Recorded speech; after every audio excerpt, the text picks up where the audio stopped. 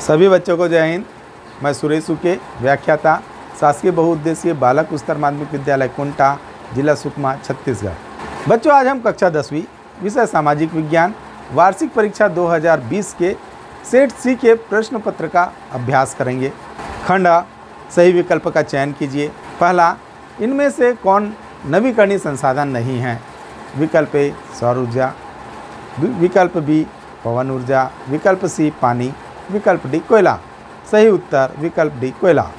दूसरा, निम्नलिखित में से कौन सुरक्षा परिषद का स्थायी सदस्य नहीं है? विकल्प ए अमेरिका, विकल्प बी जर्मनी, विकल्प सी रूस, विकल्प डी ब्रिटेन। सही उत्तर विकल्प बी जर्मनी। तीसरा, रूस की क्रांति का वर्ष था?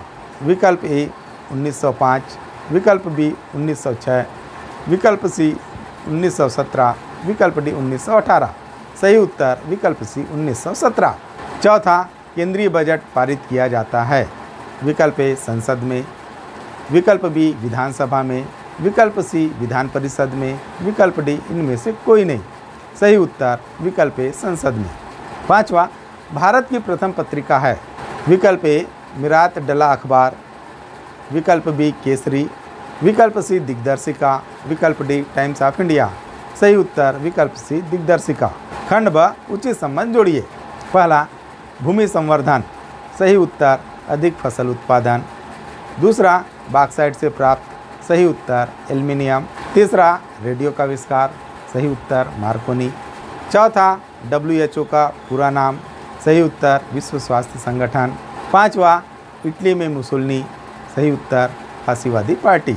खंड स, रिक्त स्थानों की पूर्ति कीजिए। पहला, जैविक संसाधन खाली स्थान द्वारा निर्मित होता है?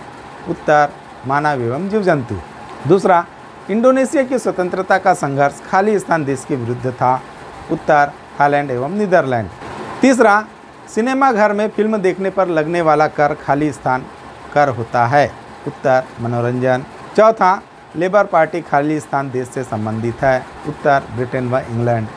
पांचवा, छत्तीसगढ़ को खाली स्थान का कटोरा कहा जाता है? उत्तर धान। बच्चों, अब हम अति लघुत्तरीय प्रश्नों का अभ्यास करेंगे।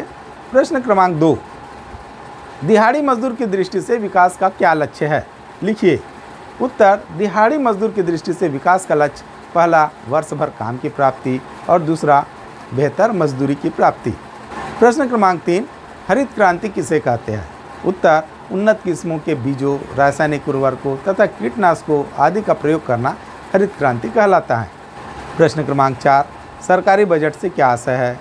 उत्तर, जनता को सार्वजनिक सुविधाएं उपलब्ध कराना और सरकार के द्वारा अपनी जिम्मेदारियों को निभाने के लिए बहुत सारे कार्य करने होते हैं। इन सारे कार्यों को करने के लिए सरकार को वित्त एकत्रित करना होता है। अतः सरकार जो कर लगाती है, इस कर से सरकार को आय की प्राप्ति होती है, जिसे राजस्व कहते हैं। सरकार के आय व्यय का लेखा बजट कहलाता है। इसमें सरकार वर्ष में कितना खर्च करेगी, किस विभाग को कितना धनराशि दिया जाएगा, किस कर में बढ़ोतरी एवं किस कर में परिवर्तन किया जाएगा, इसका उल्लेख रहता है। प्रश्न क्रमांक 5, ई नीलामी का अर्थ बताइए।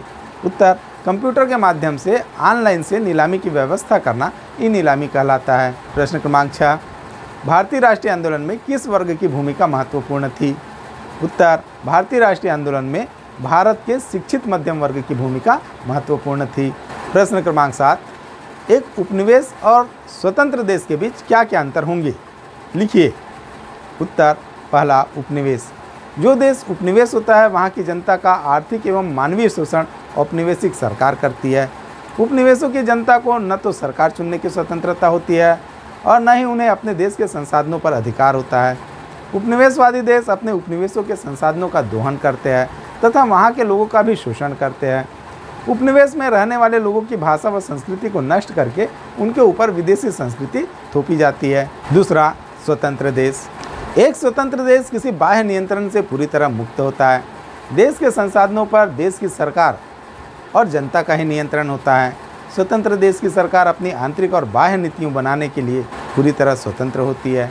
स्वतंत्र देश की आंतरिक व्यवस्थाओं में किसी दूसरे देश का हस्तक्षेप नहीं होता। प्रश्न क्रमांक 8, हिंदू कोड बिल स्त्री पुरुष समानता के कौन कौन से अवसर देता है? उत्तर, हिंदू कोड बिल स्त्री पुरुष में समानता लाने के अवसर देता है, जिनमें पहला, अगर परिवार के मुखिया की मृत्यु बिना वसीयत बनाए हो जाती है तो उसकी संपत्ति में उसकी पत्नी और पुत्रियों को बराबर का हिस्सा मिलेगा। पहले केवल पुत्रों को ही संपत्ति मिलती थी। दूसरा, पति या पत्नी के जीवित रहते दूसरा विवाह करना अवैध ठहराया गया। तीसरा, पति व पत्नी दोनों को विशेष परिस्थितियों में तलाक मांगने का समान अधिकार। प्रश्न क्रमांक 9, परमाणु बम से होने वाले भयानक नुकसान के बारे में लिखिए। उत्तर, परमाणु बम से होने वाले विनाश इस प्रकार है। पहला, सभ्यता का विनाश। दूसरा, मानव संसाधनों की समाप्ति। तीसरा, गर्भस्थ शिशु के लिए खतरा। चौथा, कैंसर जैसे रोगों की उत्पत्ति। पांचवा, देश के विकास में बाधक। प्रश्न क्रमांक 10, उदारीकरण क्या है? उत्तर, व्यापार हेतु आयात निर्यात की नीति में ढील देना उदारीकरण कहलाता है। तो बच्चों, इसी के साथ ही हमारी आज की क्लास यहीं पर समाप्त होती है। मैं उम्मीद करता हूँ आपको मेरी क्लास पसंद आई होगी। इसे ज़्यादा से ज़्यादा लाइक करें, शेयर करें और सब्सक्राइब करें। धन्यवाद। जय हिंद।